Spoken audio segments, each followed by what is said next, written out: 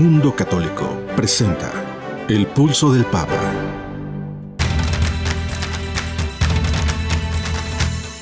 El Pulso del Papa, desde Ciudad del Vaticano. Servicios informativos de Ver y Creer. La actividad pontificia y los acontecimientos de relevancia mundial, con enlaces directos a Radio Vaticana, CENI y Vatican Information Services. El Pulso del Papa, desde Ciudad del Vaticano. Servicios informativos de Ver y Creer.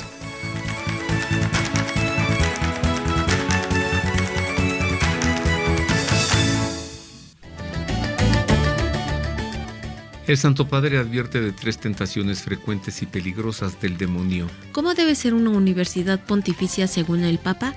Le diremos qué respondió. Francisco recuerda a jueces de Italia y el Vaticano que la justicia es una virtud que debe cultivarse. Y lamenta víctimas de trágico accidente de tren en Grecia. Un naufragio deja más de 50 migrantes muertos en Italia y el Papa expresa su dolor. El Santo Padre recibe en el Vaticano a obispos de México. Un grupo de lesbianas y de homosexuales atacó el Congreso por iniciativa que busca prohibir el cambio de sexo en niños en México. México escuchará los testimonios de los cristianos perseguidos en el mundo. La dictadura de Nicaragua prohíbe el Vía Crucis en las calles. Y por último, sospechoso del asesinato de obispo en Estados Unidos admite el crimen.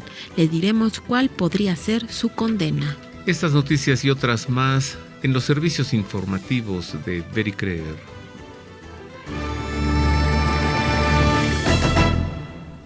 Queridos amigos, les saludamos con afecto. Como cada semana es un gusto estar con ustedes a través de la radio y acompañarle en las voces informativas. Marisa O'Farrill y Roberto O'Farrill junto con Miguel Ángel Mejía en los controles operativos y Ana Guadalupe Silvestre en la información, en la redacción.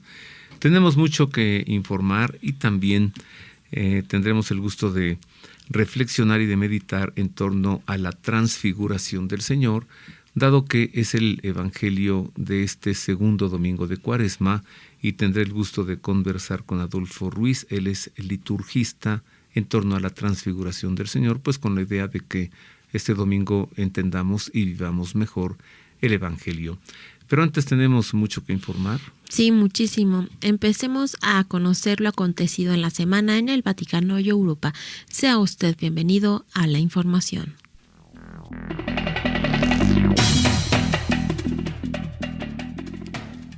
Comenzamos con información vaticana para enterarle que el Santo Padre reflexiona en el Angelus del pasado domingo sobre el pasaje evangélico de Jesús siendo tentado en el desierto y advirtió a los católicos que el demonio también suele emplear 3 tentaciones peligrosas contra nosotros para separarnos de Dios. El apego a las cosas, la desconfianza y la sed de poder son 3 tentaciones frecuentes y peligrosas para que el diablo nos divida del Padre y haga que ya no nos sintamos hermanos y hermanas entre nosotros, para llevarnos a la soledad y a la desesperación, advirtió el Papa.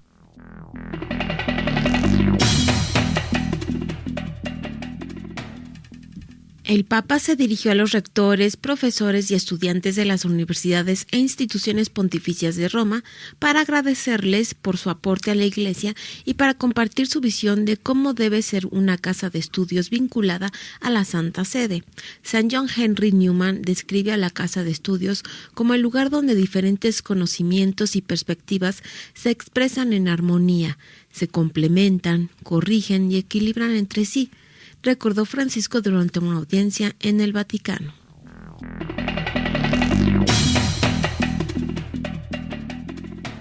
Francisco recordó a los magistrados y jueces de Italia y de la Ciudad del Vaticano que la aplicación de justicia no es una abstracción ni una utopía, sino una virtud que deben cultivar y ejercitar. La justicia no es una abstracción ni una utopía. En la Biblia es el cumplimiento honesto y fiel de todo deber hacia Dios, que es hacer su voluntad, comentó en la inauguración del 94º año judicial del Tribunal Estatal de la Ciudad del Vaticano. Explicó también que la justicia no es solo el resultado de un conjunto de reglas que se aplican con destreza técnica, sino la virtud por la cual damos a cada uno lo que le corresponde.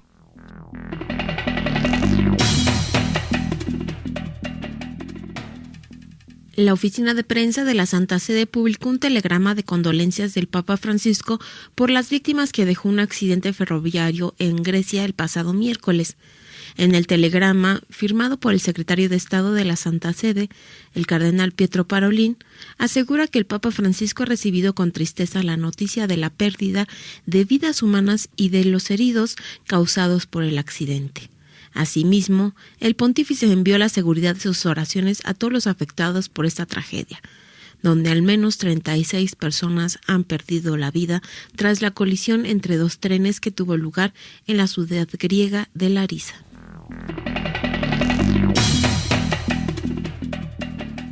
En otras noticias, el Papa lamentó que el 24 de febrero se cumpliera un año de la absurda guerra contra Ucrania. Hace un año iniciaba la absurda guerra contra Ucrania, así escribió el Papa en su cuenta de Twitter. Permanezcamos cercanos al martirizado pueblo ucraniano que sigue sufriendo y preguntémonos, ¿se ha hecho todo lo posible para detener la guerra?, cuestionó el Papa. La paz construida sobre las ruinas no será nunca una verdadera victoria, concluyó.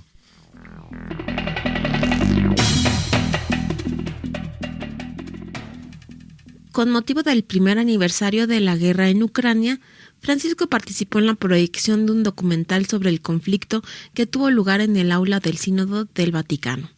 El pasado viernes 24 de febrero, día en el que se cumplió un año de la guerra en Ucrania, el Santo Padre vio junto a 240 invitados el documental La libertad en llamas, la lucha de Ucrania por la libertad. Entre los presentes se encontraban algunas personas necesitadas, refugiados y miembros de la comunidad ucraniana de Roma, que fueron invitados por el director ruso del documental, Evgeny Afinevsky.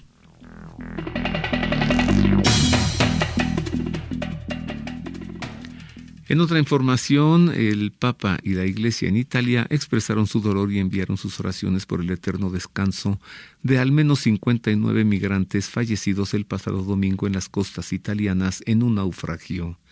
Esta mañana supe con dolor del naufragio que tuvo lugar en la costa de Calabria, cerca de Crotone.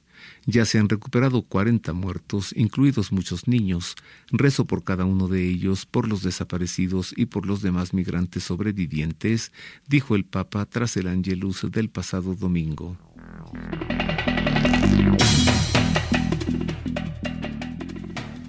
En la mañana del pasado 24 de febrero, el Papa Francisco recibió una audiencia privada en la Conferencia del Episcopado Mexicano. Al encuentro acudió el presidente de la Conferencia del Episcopado Mexicano y arzobispo de Monterrey, Monseñor Rogelio Cabrera López, quien entregó al pontífice una imagen de la Virgen de Guadalupe. El presidente de la Conferencia Episcopal, Monseñor Cabrera, explicó que con este viaje han querido acercar a la Santa Sede la realidad de su país. Para ello, abordaron el tema de la migración y la situación de la Iglesia en México con los diferentes dicasterios.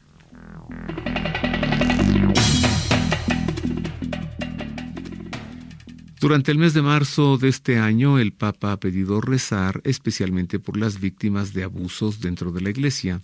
Invitó a orar durante este mes por los que sufren a causa del mal recibido por parte de los miembros de la comunidad eclesial.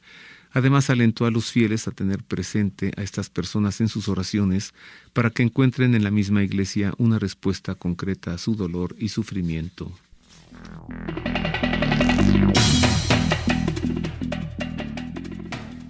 La oficina de prensa de la Santa Sede informó que el Papa visitará Budapest, capital de Hungría, el viernes 28 de abril al domingo 30. La oficina de prensa confirmó el que será el 41 viaje apostólico del Santo Padre. Se trata de la segunda vez que el Papa Francisco visita Hungría. El Santo Padre despegará de Roma en la mañana del viernes 28 de abril a las 8:10 hora de Roma y aterrizará 2 horas después en el Aeropuerto Internacional de Budapest.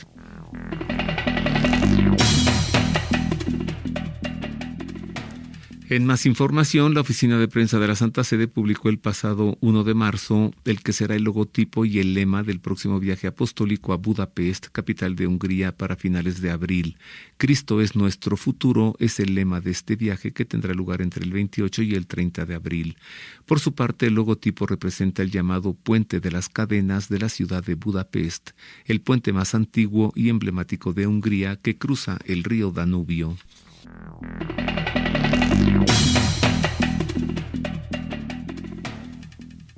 En el mes de mayo tendrá lugar en Roma, Italia, un congreso internacional que pretende mostrar la actualidad de la encíclica Humanae Vitae como defensora de la dignidad de la vida humana y la belleza de la sexualidad.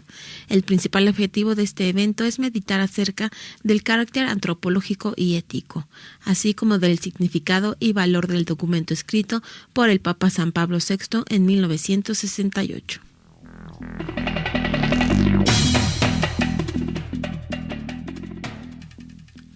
Hasta aquí las noticias generadas en Europa y en la sede apostólica. Más adelante, noticias de América y de México. Y pues este domingo el Evangelio nos habla del monte de la transfiguración del Señor. Uh-huh. Por eso quiero platicarle acerca de ese lugar, uh-huh, en donde ocurrió la transfiguración del Señor. Posiblemente haya sido en el monte Tabor. Sí, escuchemos esta nota con título de En el monte de la transfiguración. Elías y Moisés confirman en la visión teológica y en la experiencia divina que los tres apóstoles vivieron en el monte de la transfiguración, que los tiempos proféticos habían terminado para dar inicio a los tiempos mesiánicos. Los antiguos profetas conversan con Jesús porque en él se une el pasado con el presente para dar inicio a la Iglesia. Pedro expresó su deseo de mantenerse en este éxtasis contemplativo. No quiere que la experiencia termine y pone los medios que le son alcanzables: hacer 3 tiendas para que Cristo y los profetas se queden allí con ellos. Pero ni Jesús ni el cristianismo son estacionarios y la misión debe continuar. El reino de los cielos tiene que establecerse por completo y la fe de Pedro, Santiago y Juan debe crecer. Aún les falta conocer y vivir la pasión, la muerte y la resurrección de Jesús, a quien ya han visto transfigurado en Dios. Pero en eso se oyó la voz del Padre Eterno, que se ha aproximado tanto a la historia humana que presenta al Hijo prometido como Redentor. ¿Qué hacer ante tanta riqueza, con tan valioso tesoro entregado? ¿Cómo proceder con la prenda prometida y al fin dada? Escuchar es la propuesta de Dios. Solamente escúchenle y entonces sabrán qué hacer con él. Es lo que Dios les dice. Y luego el silencio invadió el entorno. Nuevamente silbó el viento y ellos, mirando en derredor, ya no vieron a nadie más. En efecto, ya únicamente vieron a Jesús solo con ellos. Es este uno de los textos más bellos del Evangelio, pues, ¿qué más podemos desear que ver al Señor con nosotros? Y hasta aquí esta nota. El monte de la transfiguración, ubicado, según algunos, una antigua tradición, en el monte Tabor. Hacemos una pausa, queridos amigos, y regresamos para hablar ahora ya no del lugar, no del monte, sino del acontecimiento, un acontecimiento de gracia, una revelación de Dios, una teofanía, una epifanía. Cuando Cristo se mostró como Dios, les mostró su divinidad a 3 de sus apóstoles, Pedro, Santiago y Juan. Volvemos con esto después de una pausa. Queremos conocer su opinión. Contáctenos en nuestro correo electrónico elpulsodelpapa@vericreer.com. Continuamos con los servicios informativos de Ver y Creer. Hablemos ahora de la transfiguración del Señor, el Evangelio de este domingo.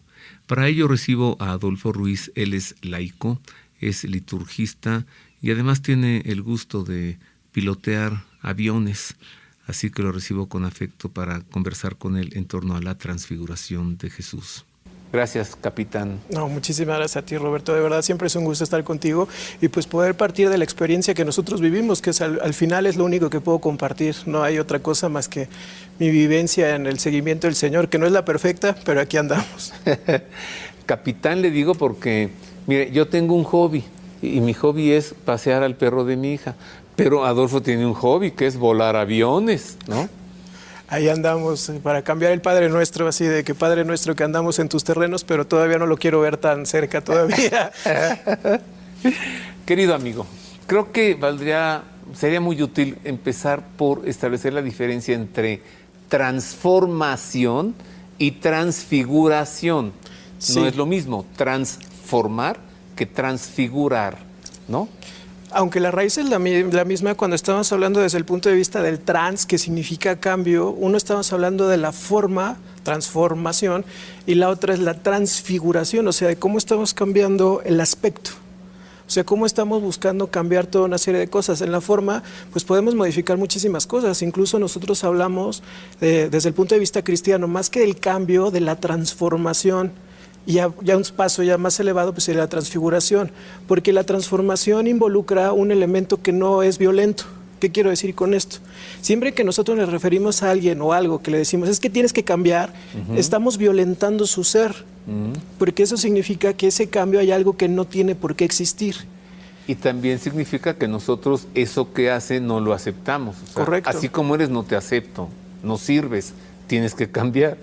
E incluso esa transformación desde ese punto de vista humano nos lleva a un crecimiento, nos lleva a una maduración, nos lleva a encontrarle sentido en muchos aspectos de la vida. Incluso hablamos muchísimo de transformar el dolor, ¿no? Porque eso nos invita a asumir esa parte, obviamente que nos duele, que nos lastima, y cómo lo queremos impulsar a que realmente sea algo constructivo en nuestra vida. Porque esa es una de las grandes ventajas que tenemos del cristianismo, cuando nosotros entendemos esto, que al final muchas de las cosas que que nos pasan en la vida tienen un sentido y debemos de ir hacia una madurez.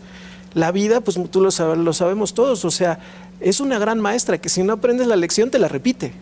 Y justo ahorita me estaba acordando, ahorita que llegaba con muchísimo gusto aquí a las instalaciones, tú recordarás hace 2 años que nos vimos previo a la pandemia, que hacíamos un programa donde hablábamos de la esperanza de la barca. Ah, sí. Y fíjate cómo ahora ya hemos pasado pues todo este periodo de la pandemia, que yo ya perdí la noción del tiempo, ya no sé ni cuánto llevamos en la bendita pandemia, pero yo creo que en ese momento hablábamos de no desesperarnos, de vivir en la esperanza, pero creo que hoy deberíamos de hablar de la transformación y la transfiguración. ¿Qué estamos aprendiendo como sociedad y qué estamos aprendiendo para ser mejores seres humanos? La Escritura nos refiere, el Evangelio, que Jesús subió a un monte, llevó consigo a Pedro, Santiago y Juan y se transfiguró ante ellos. Así nos lo narra. Y de pronto los apóstoles ya no vieron más que a Jesús solo con ellos. Yo quiero eso. ¿Te imaginas, amigo? Pues eso es lo que aspiramos. Volteas y está Jesús solo contigo. No, pero no solamente eso, sino que ellos, pues ya ves que todo lo que dice Jesucristo, todo lo que Él dice y todas las promesas que Él hace se cumplieron. Porque hay que recordar el versículo previo de que cuando escuchamos este pasaje de la transfiguración, que lo escuchamos en los 3 evangelios, y curioso que no está en Juan, pero escuchamos esa frase donde dice: les aseguro que algunos de los que están aquí presentes no morirán sin antes ver al Hijo del Hombre cuando venga a su reino. Ahora sí que, como diría, bueno, no puedo hacer el comercial, pero 3 elementos después, la transfiguración. Se les concedió a 3 de los que estaban ahí no solamente ver a Jesús transfigurado, sino tener una previsualización de lo que iba a ser el cielo, o de lo que es el cielo, de escuchar al Padre diciendo: este es mi Hijo. Ahí por supuesto estaba la presencia del Espíritu Santo y estaba la plenitud en el cumplimiento de la ley. Moisés, la perfección en la ley, y el otro profeta, gracias, Elías, la perfección de la ley. O sea, con cumplimiento de la palabra. La ley por un lado, te entrego la ley para hacer la alianza. Luego, con el profeta, te estoy anunciando que va a venir el Mesías, y ahí está el Mesías. La perfección del cumplimiento de todos los tiempos. Como dice, al cumplirse la plenitud de los tiempos, y ahí se manifestó. Pero el texto que nos decías anterior: yo les aseguro que entre los aquí presentes hay algunos que no morirán antes de que vean venir con poder el reino de Dios sobre ustedes. Y ahí están. Al menos ustedes 3 lo vean. Yo comenzaba este programa diciendo: ¿a usted le ha ocurrido? ¿Tú recuerdas si hubo algún momento en tu vida que dices así, sí, de veras, es Él? Yo creo que hay muchos momentos en la vida, o sea, y la transfiguración, yo creo que también por eso en la sabiduría de la liturgia y de ponerlo en el ciclo litúrgico, hace ese énfasis de recordar ese momento donde tú reconociste que Jesús es el Señor. Ajá. O sea, puede haber sucedido porque luego pues somos esos católicos de trámite, ¿no? Donde pues nos bautizaron y nos preguntaron porque pues nos llevaron, ¿no? En la primera comunión luego ni siquiera somos tan conscientes de qué es lo que estamos haciendo, y en la confirmación menos, que debería de ser la parte de la plenitud del Espíritu Santo. Pero ese momento donde el Señor se transfigura delante de ti, una transfiguración personal, y donde tú lo único que puedes decir es: reconozco al Señor en mi vida, reconozco el señorío de Jesús. Eso, ajá. Y yo sé que ese cumplimiento me va a llevar a buscarlo a más. Porque la parte de la transfiguración, pues todo el mundo critica a Pedro, ¿no? Donde todo el mundo le dice: ay, mira, Señor, qué bien estamos aquí, estamos todos bonachones, vamos a hacer 3 chozas, ¿no? Porque además era sencillo, ¿no? Pues nosotros no, nosotros aquí nos quedamos en el piso y estamos re bien. Pero una para ti, una para Elías y una para Moisés. Y pues ahí se escucha de, pues no, o sea, no nos podemos quedar en la parte de la contemplación. Papa Francisco decía una cosa muy buena, donde él decía, o él resume la transfiguración con 2 palabras muy importantes: subida, pero también bajada. Porque la parte de la subida, pues es la experiencia mística, donde estamos contemplando esta experiencia del señorío de Jesús en mi vida. Yo estoy seguro que la mayoría de nosotros hemos experimentado, cuando estamos así de la desesperanza, ese consuelo que no sabemos entenderlo, y que en ocasiones hasta hemos caído de rodillas y agradecemos la presencia de Dios en nuestra vida. Puede ser desde cosas tan sencillas, a lo mejor que nos encontrábamos en una desesperación muy grande por el tema de que nos alcance el dinero ahora con los temas económicos que vivimos, pero a lo mejor por el tema de salud, en fin, muchas cosas donde nos hemos sentido casi al borde de la desesperación. Caemos de rodillas y reconocemos el señorío de Jesús. Hay cosas que yo ya no puedo hacer, y viene esta parte mística. Pero ahora viene la parte de la bajada, donde no te puedes quedar ahí. Tienes que compartir lo que tú viviste, esa experiencia del amor de Dios, de una experiencia que aborda un amor desde toda la vida por ti, desde la eternidad. Y tienes ese deseo, esa necesidad de que sientes ese corazón lleno y que tienes que compartirlo a los demás. Si te sientes solo, acércate al Señor. Si te duelen tus pecados, acércate al Señor. Si tienes una dificultad en tu vida, Él te va a abrazar, se va a transfigurar delante de ti, te va a dar esa confianza para ir adelante. Fíjate que pasan en estos elementos del ministerio de Jesús en la vida pública. Pues el inicio de la vida pública, pues prácticamente estamos hablando cuando es el bautismo, cuando también hay una epifanía, donde hay una teofanía, cuando es el bautismo. Y ahorita, cuando vamos a empezar la pasión del Señor, también se da esta manifestación, esta transfiguración. Porque la subida al monte con Jesucristo, para poder encontrarse con su Padre y con los profetas, estaba señalándoles lo que vendría, la pasión. Yo no sé qué haces tú volando aviones, fíjate. Tú deberías estar predicando en las iglesias los domingos, fíjate. Leemos en el Evangelio cómo es que Jesús se transfiguró a Pedro, Santiago y Juan. Podremos leer en nuestras vidas cómo es que el Señor se nos transfigura. Sí, claro. A ti, a mí. ¿Sigue sucediendo esto? Todos los días, o sea, porque al final esta parte de la transfiguración pues es la vivencia de la experiencia personal que tú tienes de Dios, de ese momento en el cual te sentiste tocado y te sentiste que no estabas solo.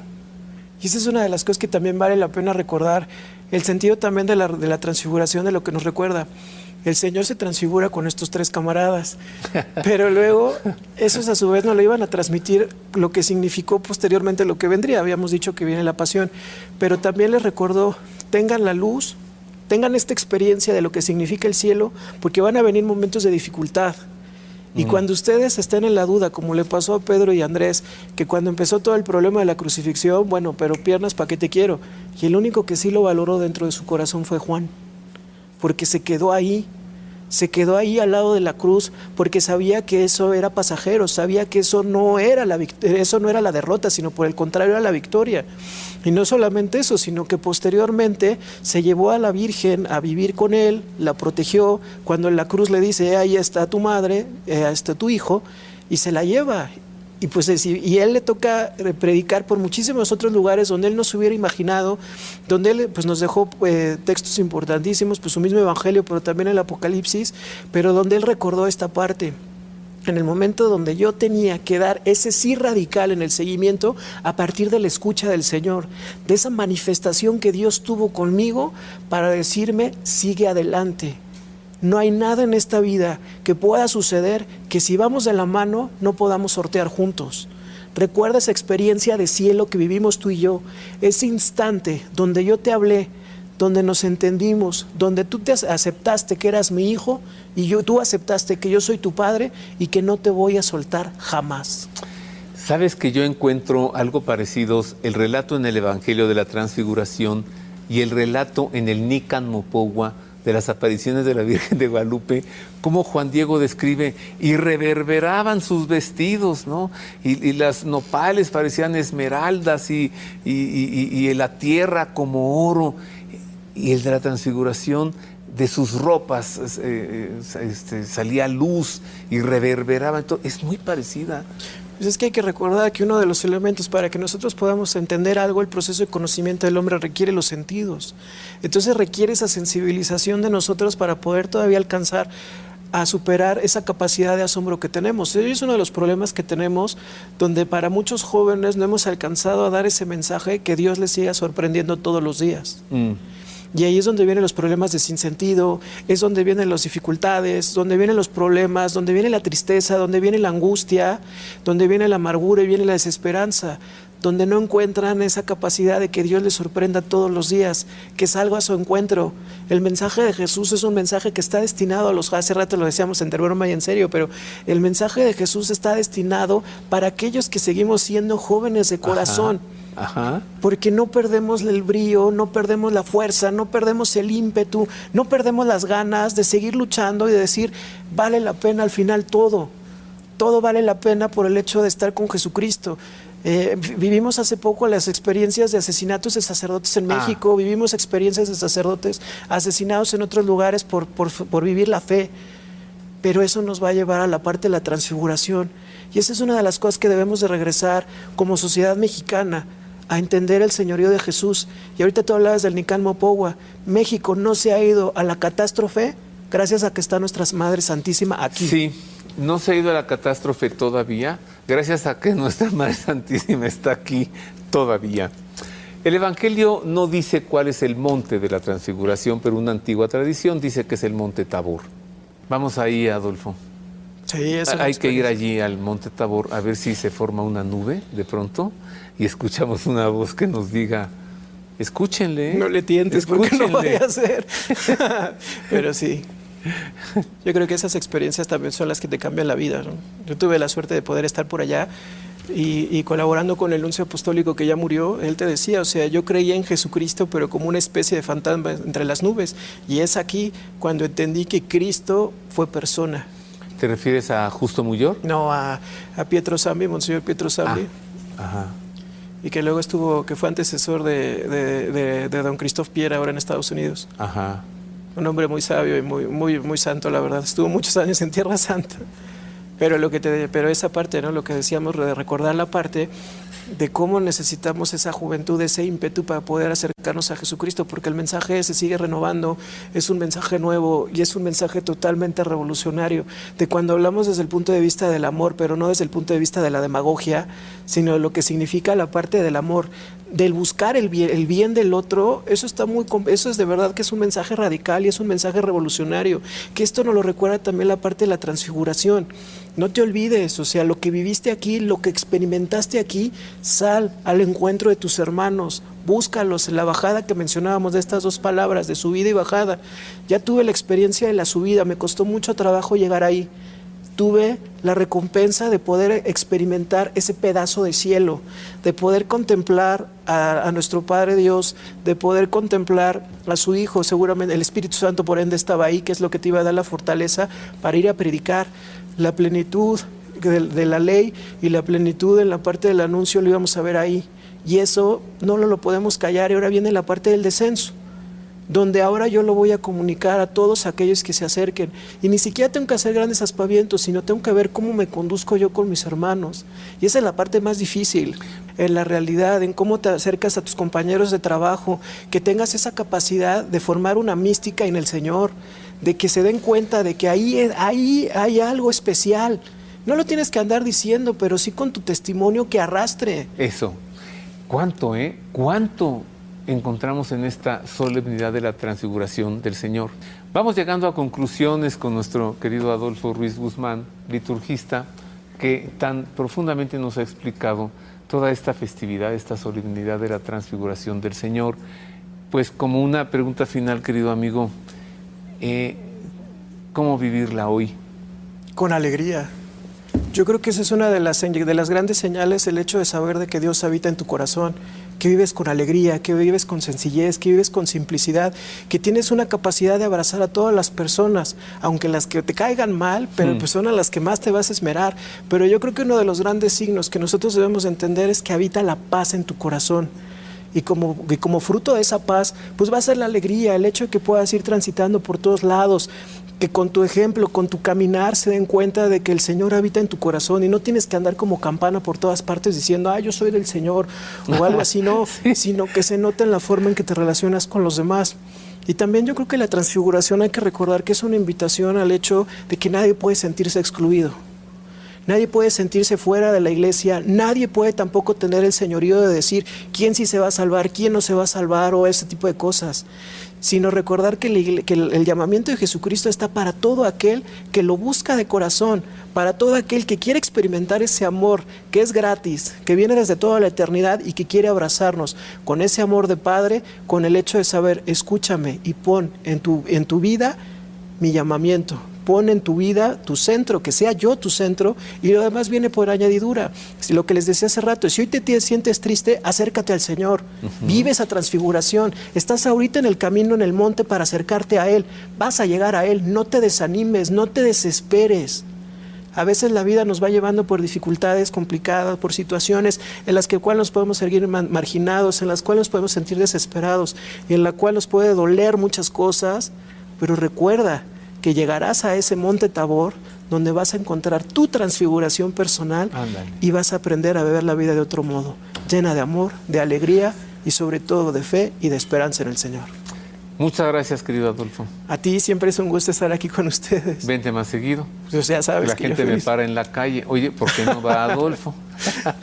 Gracias. A ti, muchísimas gracias y a todos. Ahora hacemos una pausa, queridos amigos, y regresamos con más de los servicios informativos de Ver y Creer. Regresamos con nuestro editorial semanal. Esta vez le hablaré de las parábolas de Jesús y volvemos también para darle a conocer noticias ocurridas en América y en México. Háganos llegar sus sugerencias y comentarios a nuestro correo electrónico elpulsodelpapa@vericreer.com. Continuamos con más de los servicios informativos de Ver y Creer. Ahora para las noticias de América y de México. Nuevamente sea usted bienvenido a la información.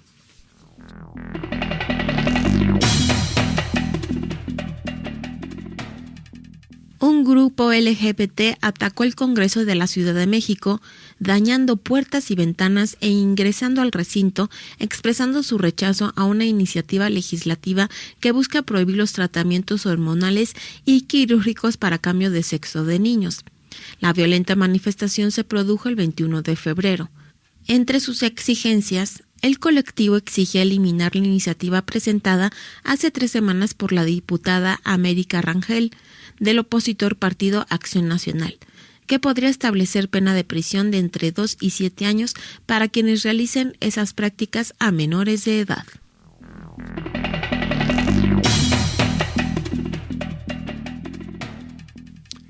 En más de México, la Fundación Pontificia Ayuda a la Iglesia Necesitada llevará a cabo en 4 ciudades de México la 5ª edición de su evento La Noche de los Testigos, que muestra la persecución religiosa que sufre la Iglesia Católica en el mundo.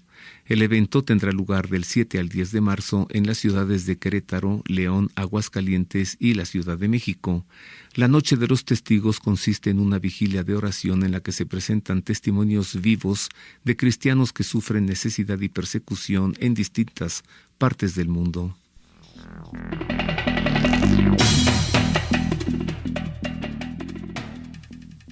La dictadura de Nicaragua, liderada por Daniel Ortega, prohibió los viacrucis en las calles del país, la misma semana en el que el dictador acusó a la iglesia de ser una mafia. El jueves 23 y el viernes 24 de febrero, medios locales informaron que el gobierno había prohibido los viacrucis, una práctica tradicional de Cuaresma y Semana Santa. Según el diario nicaragüense La Prensa, el sacerdote Winder Morales, de la diócesis de Granada, dijo que el viacrucis que tradicionalmente hacemos los viernes de Cuaresma solo puede hacer su recorrido alrededor de la catedral.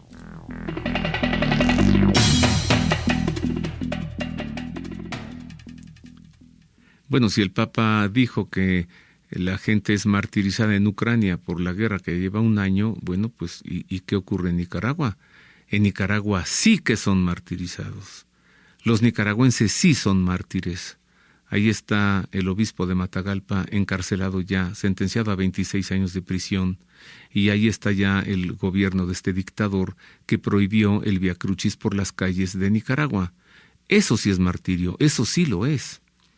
En otras noticias, ahora en información de Estados Unidos, le doy a conocer que George Gascon, fiscal del Distrito de Los Ángeles, en California, informó que el sospechoso del asesinato del obispo David O'Connell admitió haber cometido el crimen y precisó cuál podría ser su condena.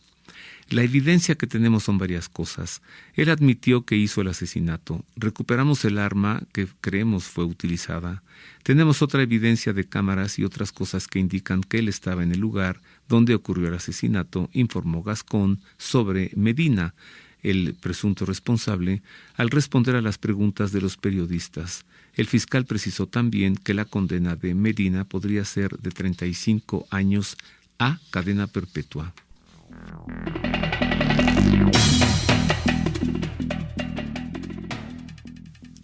Monseñor Silvio Báez, obispo auxiliar de Managua y exiliado en Estados Unidos, respondió a los más recientes insultos y ataques del dictador de Nicaragua, Daniel Ortega, a quien calificó de corrupto y criminal. Cuánta ignorancia, cuánta mentira y cuánto cinismo. Un dictador dando lecciones de democracia, lamentó el obispo a través de su cuenta de Twitter. Estamos ante alguien que ejerce en forma ilegítima el poder, criticando la autoridad que Jesús otorgó a su iglesia. Un ateo, corrupto y criminal, confesándose inspirado por Cristo, denunció Monseñor Báez en referencia a Ortega.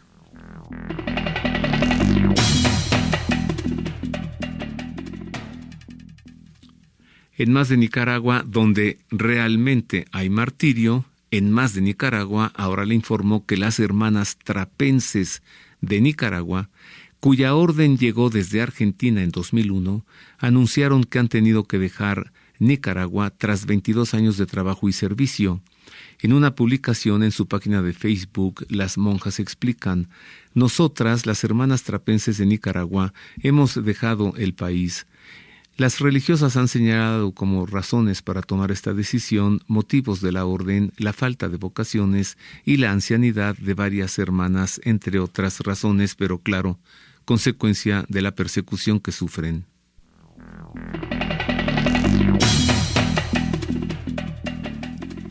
El actor y productor Mark Wahlberg dio una entrevista el miércoles de ceniza, en donde reveló que no trata de ocultar su fe católica, a pesar de que en la industria de Hollywood la religión no sea algo popular.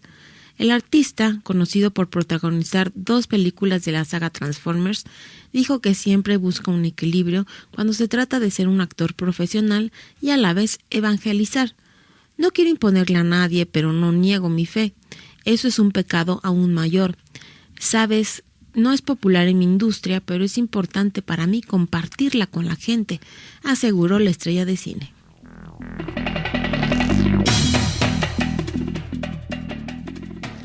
En más de Estados Unidos, un bebé abandonado por sus padres en Kentucky ha sido salvado gracias a una baby box. Esto es una caja de seguridad en la que una madre en crisis puede entregar legalmente y bajo anonimato al bebé que no conseguirá criar. Hace 2 semanas, a un primer bebé lo colocaron al interior de la primera caja de seguridad instalada en el estado por la organización Caja de Seguridad para Bebés, específicamente en la estación de bomberos de la ciudad de Bowling Green. Al niño lo dejaron de manera segura y legal en esta caja para bebés para que el bombero pudiera sacarlo del otro lado.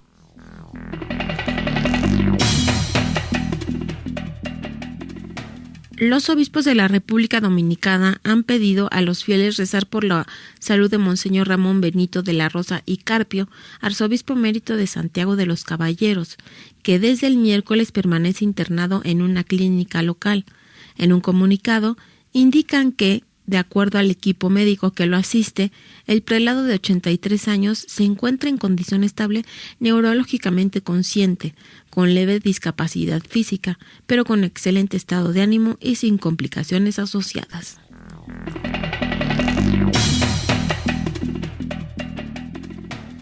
Ahora en Noticias del Salvador le informo que el arzobispo de San Salvador, Monseñor José Luis Escobar Alas, informó que el sacerdote Jesús Orlando Erazo fue suspendido de todas sus funciones ministeriales tras ser acusado de cometer abuso sexual contra una menor de edad. En la parroquia de San Cristóbal tristemente ha sucedido un caso de abuso sexual de menores. El párroco Jesús Erazo vino el pasado 15 de febrero a las oficinas del arzobispado y ante el tribunal eclesiástico rindió su declaración de los hechos, explicó Monseñor Escobar en un videomensaje, y añadió que de inmediato se procedió a la suspensión ad divinis del sacerdote como una medida cautelar y se ha dado inicio al debido proceso canónico.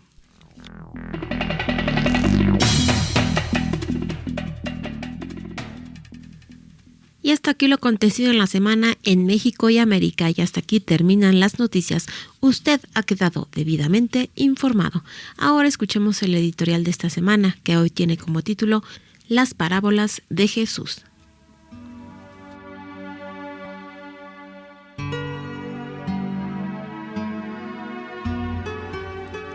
En el capítulo 4 de los 16 de su Evangelio, San Marcos agrupa varias parábolas que no son todas las que pronunció el Señor. A menos de una cuarta parte del relato, Jesús ya había vivido intensos momentos de persecución.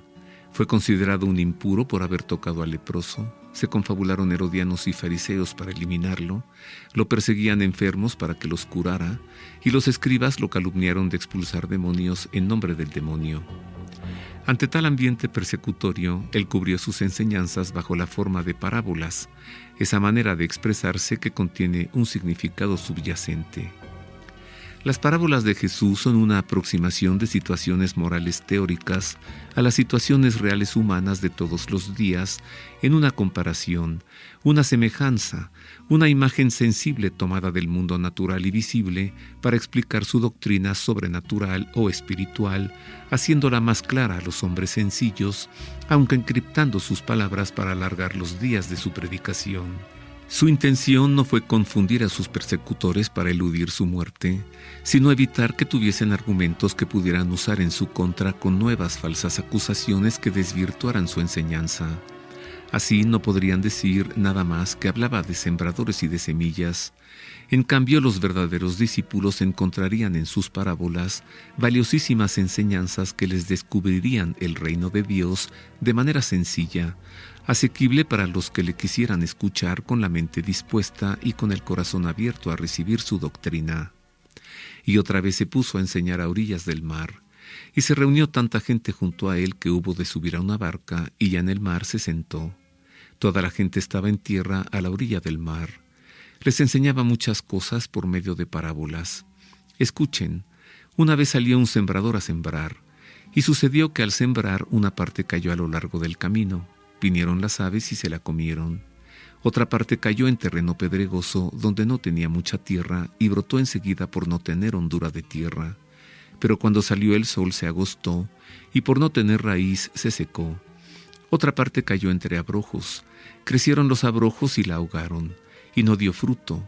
Otras partes cayeron en tierra buena, y creciendo y desarrollándose dieron fruto. Unas produjeron 30, otras 60, otras 100. Y decía, quien tenga oídos para oír, que oiga. Así reveló Jesús cómo es el reino de Dios, con la llaneza de compararlo con un sembrador, sin citas de la Escritura, con esa libertad que le permitía explicar lo más dificultoso de la manera más sencilla, enseñando que Dios es el sembrador que ha plantado su semilla en la tierra, que es el mundo. Jesús hablaba de sí mismo, pues Él es el Verbo, la semilla divina que luego de hacerse hombre en el seno virginal de María, caminó por el mundo. Dios es el sembrador y su semilla, Cristo, es para todos, aunque pueda ser desperdiciado por quienes no sepan dar fruto, por no haber querido conocerle. Llamó semilla a la esperanza, campo a las almas de los hombres, y sembrador a sí mismo. Y así como el sembrador no distinguía la tierra que pisaba, sino que arrojaba indistintamente su semilla, así el Señor no distingue tampoco al pobre del rico, al sabio del ignorante, al tibio del fervoroso, al valiente del cobarde. A todos indistintamente se dirigió, cumpliendo lo que a él le tocaba, a pesar de que sabía lo que habría de sucederle. ¿Por qué se pierde la mayor parte de la siembra? no por culpa del sembrador, sino de la tierra que recibió la semilla, es decir, por culpa del alma que no quiso atender a la palabra. Sin embargo, Jesús puso esta parábola para animar a sus discípulos y enseñarles que, aun cuando la mayor parte de los que reciben la palabra divina habrían de perderse, no por eso han de desalentarse. De no haber sido así, el Señor no hubiera sembrado, pero Él quiso ser para todos. El reino de Dios es tan sencillo de comprender como que un sembrador esparce su semilla a todos lados, sin importarle el terreno, sin que le preocupe la calidad de la tierra. Tanta teología en tan sencilla comparación. En verdad que Cristo hace nuevas todas las cosas, poniéndonos al Eterno tan al alcance de la mano. Pero es indispensable nuestra disposición a escucharle. Quien tenga oídos para oír, que oiga. ¿Es una invitación o es un reto? Dios nos hizo capaces de Dios y luego, con cuánta sencillez se nos ha revelado.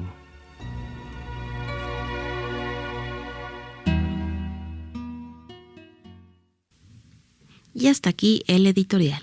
Las parábolas de Jesús. Y con esto terminamos, nos vamos. Antes agradecemos que nos haya acompañado. Le hemos servido en las voces informativas Marisa O'Farrill y Roberto Farril, en los controles operativos Miguel Ángel Mejía, en la redacción Ana Guadalupe Silvestre. Le deseamos un buen fin de semana, un buen segundo domingo de Cuaresma. Marisa, pásatela bien. Gracias, igualmente. Amable público, Dios le guarde en su corazón.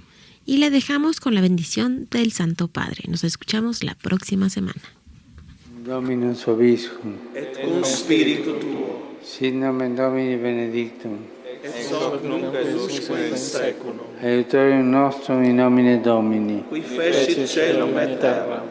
Benedicat vos omnipotens Deus, Pater et Filius et Spiritus Sanctus. Amen.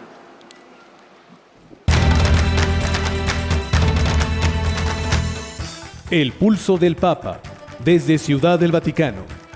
Servicios informativos de Ver y Creer. La actividad pontificia y los acontecimientos de relevancia mundial, con enlaces directos a Radio Vaticana, Zenith y Vatican Information Services. El pulso del Papa, desde Ciudad del Vaticano. Servicios informativos de Ver y Creer.